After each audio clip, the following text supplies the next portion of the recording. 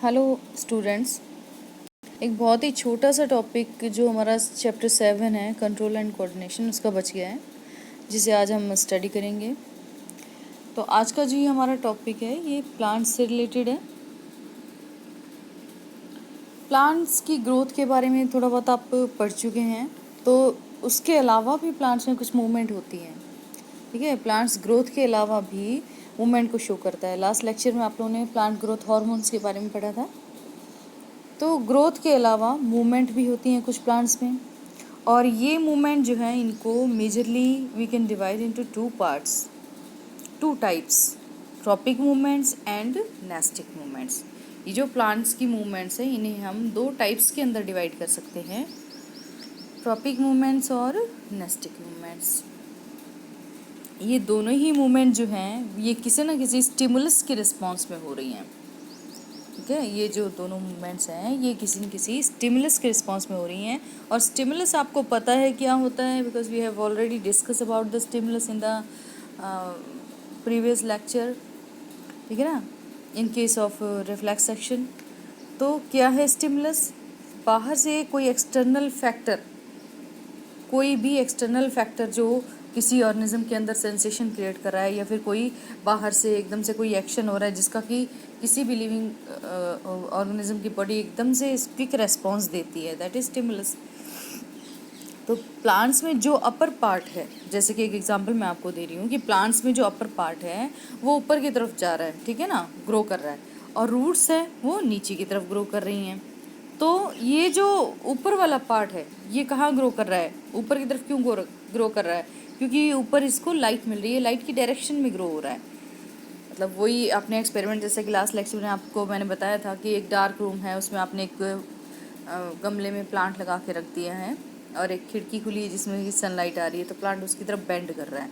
क्यों बेंड कर रहा है? क्योंकि वो लाइट की तरफ बेंड कर रहा है, लाइट के लिए जो है रिस्पॉन्स कर रहा है, तो इसे स्टिमुलस कहेंगे।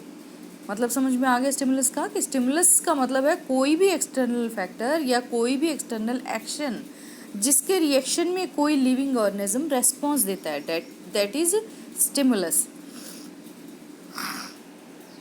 सॉरी, रेस्पॉन्स टू स्टिमुलस से हम मतलब ये सारी मूवमेंट्स के बारे में स्टडी करेंगे, और ये एक्चुअली बहुत ही इंपॉर्टेंट कैरेक्टरिस्टिक है लिविंग ऑर्गेनिज्म का। रेस्पॉन्स जो है स्टिमुलस के लिए, जो रिस्पॉन्स है ये बहुत ही इंपॉर्टेंट कैरेक्टरिस्टिक है लिविंग ऑर्गेनिजम्स का। तो अब हम अगर बात करते हैं मूवमेंट इन प्लांट्स की, तो मूवमेंट जो है प्लांट्स की वो कैसी है? वो दो टाइप की होती है। स्टिमुलस की रिस्पॉन्ड में ही ये दोनों मूवमेंट होती हैं। दोनों मूवमेंट का नाम क्या है? Tropic movement and nastic movement. ये दो तरह की मूवमेंट है, ट्रॉपिक और नेस्टिक मूवमेंट। जो ट्रॉपिक मूवमेंट है दोनों में बस एक चीज़ याद आप रखिए, डायरेक्शन से रिलेटेड होता है ग्रोथ। यानी कि ट्रॉपिक मूवमेंट में क्या है? डायरेक्शनल ग्रोथ है। नेस्टिक मूवमेंट में क्या है? नॉन डायरेक्शनल ग्रोथ है। ये एक एक वर्ड के अंदर भी आप इसको याद रखने के लिए ये कर सकते हैं। डेफिनेशन आपको याद आ जाएगी इससे कि ट्रॉपिक मूवमेंट जो प्लांट्स के अंदर है वो क्या है? डायरेक्शनल मूवमेंट है, जबकि नेस्टिक मूवमेंट ये नॉन डायरेक्शनल मूवमेंट में आती है। तो सबसे पहले हम बात करेंगे ट्रॉपिक मूवमेंट की, उसके बाद हम नेस्टिक मूवमेंट को डिस्कस करेंगे। ठीक है, इसे ग्रोथ, ट्रॉपिक मूवमेंट को हम ग्रोथ डिपेंडेंट मूवमेंट भी कह सकते हैं। डिपेंडेंट मूवमेंट यानी कि ब्रैकेट में लिखा हुआ है जैसे कि इसमें टुवर्ड्स और अवे फ्रॉम ए स्टिमुलस, यानी कि डायरेक्शन एक कोई न कोई होती है पर्टिकुलर।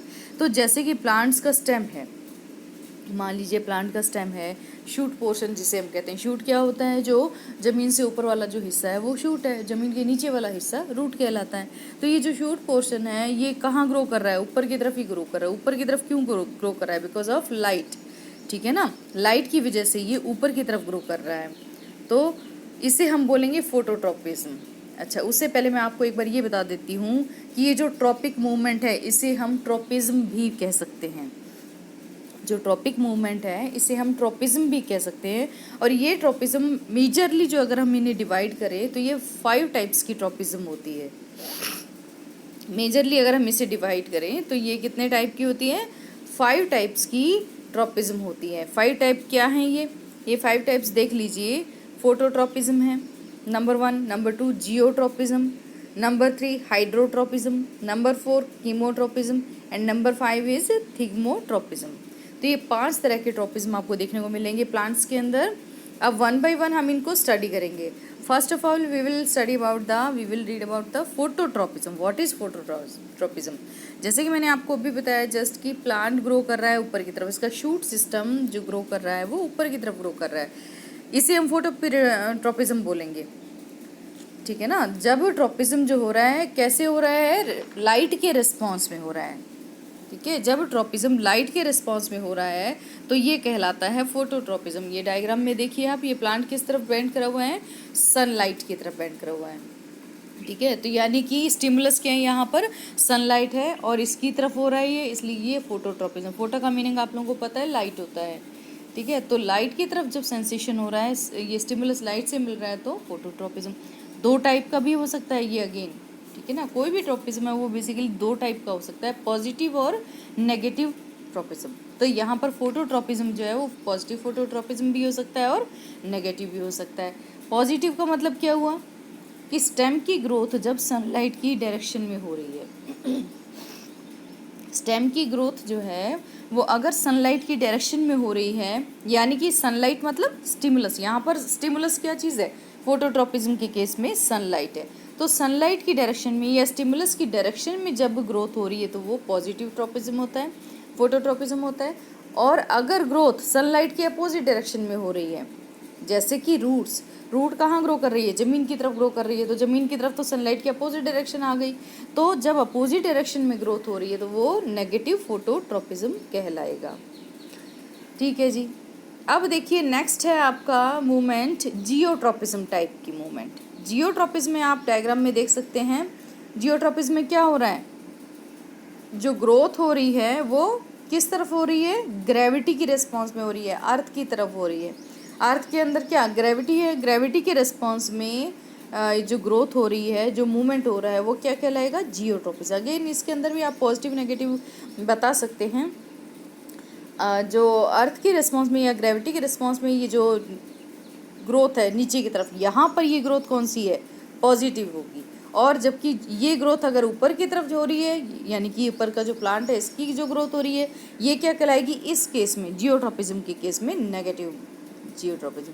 फोटोट्रोपिज्म का जस्ट अपोजिट बताया मैंने, जैसे कि सनलाइट की जो सनलाइट यहाँ पर स्टिमुलस है तो इसकी डायरेक्शन में ग्रोथ पॉजिटिव है और रूट की ग्रोथ यहाँ पर नेगेटिव है। लेकिन जियोट्रोपिज्म में रूट की ग्रोथ पॉजिटिव है और ऊपर जो शूट है इसकी ग्रोथ नेगेटिव है।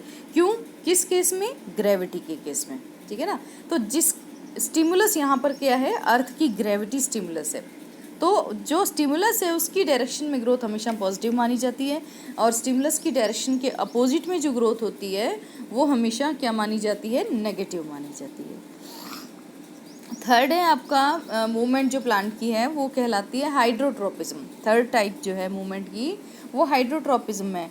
हाइड्रोट्रोपिज्म, हाइड्रो वर्ड जहाँ भी कभी भी आए तो आप ये समझ लीजिए वाटर की बात चल रही है वहाँ पर। हाइड्रो वर्ड वाटर से रिलेटेड है। तो हाइड्रोट्रोपिज्म क्या है? वाटर के रेस्पॉन्स में जब ट्रोपिज्म हो रहा है, ठीक है, जो वाटर के रेस्पॉन्स में ट्रोपिज्म हो रहा है that is known as hydrotropism. Water के डायरेक्शन में रूट का ग्रो होना, भाई वाटर जो आपको एक ये आपको डायग्राम के थ्रू समझा रखा है कि कहाँ पर है वाटर, इसको दिया गया है किसी पॉट के अंदर रखा गया है या फिर ज़मीन में भी, तो वहाँ पर सीड क्या करेगा? ग्रो करेगा। उस जगह पे वाटर की डायरेक्शन में ग्रो करना शुरू हो जाएगा, तो ये क्या कहलाएगा? हाइड्रोट्रोपिज्म कहलाएगा। ठीक है। इसके बाद जो नेक्स्ट हमारा टाइप है मूवमेंट का वो कहलाता है कीमोट्रोपिज्म। कीमोट्रोपिज्म का क्या मीनिंग है? जब ग्रोथ या मूवमेंट प्लांट के अंदर, प्लांट के किसी पार्ट की किसी केमिकल के रिस्पॉन्स में हो रही है, ठीक है, जब किसी केमिकल के रिस्पॉन्स में प्लांट का उसकी डायरेक्शन में मूवमेंट हो रहा है तो ये ग्रोथ जो हो रही है ये क्या कहलाएगी? कीमोट्रोपिज्म कहलाएगी। जैसे कि एक एग्जांपल होता है, बहुत ही कॉमन एग्जांपल है पोलन ट्यूब का एग्जांपल। प्लांट्स में जो सेक्सुअल रिप्रोडक्शन होता है वो किसके थ्रू होता है? कौन सा पार्ट है सेक्सुअल पार्ट प्लांट का? Only and only flower. Plant जो है उस पूरे प्लांट को आप 2 पार्ट्स में डिवाइड कर सकते हो, वेजिटेटिव पार्ट और sexual part. Sexual part flower है, फ्लावर के अलावा जो कुछ प्लांट में बचा हुआ है वो all the parts are known as vegetative part. Flower sexual part है, बाकी stem, root, leaves, branch, everything is vegetative. तो जो सेक्शुअल रिप्रोडक्शन हो रहा है वो कौन से पार्ट में होगा? फ्लावर में होगा, क्योंकि सेक्शुअल पार्ट तो सिर्फ फ्लावर ही है प्लांट के अंदर। अब यहाँ पर हम एग्जांपल दे सकते हैं कीमोट्रोपिस में कि फ्लावर में पॉलन ग्रेन से पॉलन ट्यूब का निकलकर ग्रो करना, अंदर कहाँ ग्रो करता है वो पॉलन जो है वो फीमेल पार्ट स्टिग्मा के ऊपर चला गया। पिस्टिल के अंदर स्टिग्मा जो होता है, पढ़ चुके हैं फ्लावर के बारे में, तो स्टिग्मा पर जाके पॉलन ग्रेन गिर गया। थोड़ी देर बाद वहाँ से पॉलन ग्रेन जर्मिनेट हो जाता है। जर्मिनेट होने का मतलब एक छोटी सी ट्यूब निकलती है, वो ट्यूब उस स्टिग्मा के अंदर एंटर करते हैं। बिकॉज यू आप जानते हो कि पिस्टल की जो स्ट्रक्चर है उसके अंदर 3 पार्ट आते हैं। सबसे ऊपर स्टिग्मा होता है जो चिपचिपा सा होता है, फिर एक लंबी ट्यूब जैसी स्ट्रक्चर होती है स्टॉक जिसे हम स्टाइल बोलते हैं, फिर एक फूला हुआ सा पार्ट आता है जिसे हम ओवरी बोलते हैं। ओवरी में ओव्यूल पाया जाता है। तो स्टिग्मा पर जैसे ये अटैच हुआ आगे पॉलन ग्रेन, ये यहाँ से जर्मिनेट होगा, एक ट्यूब निकलेगी, ट्यूब अंदर एंटर करते करते करते बढ़ती चली जाएगी, स्टाइल को पार करती हुई कहाँ पहुँच जाती है? ओवरी तक। तो ये जो यहाँ ग्रो कर रही है ट्यूब, ये किसकी वजह से ग्रो कर रही है? एक केमिकल होता है जिसकी वजह से केमिकल की डायरेक्शन में ही ग्रो करना शुरू कर देती है, जिसे आप डिटेल में हायर क्लासेस के अंदर पढ़ेंगे, ठीक है ना। और ग्रो करके अंदर ओव्यूल में जाके फर्टिलाइजेशन करती है, फ्यूज़न हो जाता है मेल और फीमेल के मीट का। तो ये जो रेस्पॉन्स है केमिकल की डायरेक्शन के अंदर, ये कहलाता है कीमोट्रोपिज्म, ठीक है ना। अब ये देखिए डायग्राम के थ्रू समझा रखा है कैसे ये जो बीच में आपको पार्ट दिखा रखा है कीमोट्रोपिज्म में है, ये पिस्टिल है, सबसे ऊपर स्टिग्मा, उसके बाद लंबी सी एक स्टॉक नज़र आ रही है, ट्यूब स्टाइल, नीचे ओवरी है, और ये पॉलन ग्रेन इसके ऊपर एंथर से गिर गया आके, पॉलन ग्रेन अंदर कैसे ट्यूब लेके अंदर बना रहा है, ये सारा दिखा रखा है इसके अंदर। अब जो लास्ट टाइप है ट्रोपिज्म का या ट्रॉपिक मूवमेंट का, वो है आपके सिलेबस में थिग्मोट्रोपिज्म। थिग्मोट्रोपिज्म क्या है? थिग्मो वर्ड कभी भी आए तो ये समझ लेना टच के लिए ये वर्ड यूज़ किया जा रहा है, यानी कि टच के रिस्पॉन्स में जो मूवमेंट होता है वो क्या है? थिग्मोट्रोपिज्म कहलाता है। थिग्मोट्रोपिज्म क्या है? टच के रिस्पॉन्स में कोई मूवमेंट हो रही है तो वो थिग्मोट्रोपिज्म है। जैसे कि क्लाइंबर प्लांट्स हैं, ठीक है ना। क्लाइंबर जो प्लांट्स हैं, इन्हें जब किसी दूसरे प्लांट की कोई सपोर्ट मिलती है या टच मिलता है तो ये क्लाइंबर प्लांट क्या करता है? उस सपोर्ट के सहारे आगे बढ़ने लगता है, तो ये कहलाएगा थिग्मोट्रोपिज्म। टच के रिस्पॉन्स में जो मूवमेंट हो रही है प्लांट्स की, that is known as thigmotropism.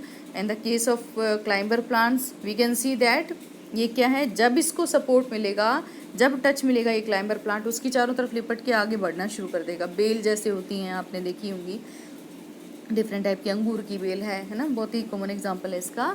तो ये सब थिग्मोट्रोपिज्म का एग्जांपल होते हैं। ये जो भी अभी तक आपने 4-5 पढ़े हैं ये सब ट्रोपिज्म के एग्जांपल हैं।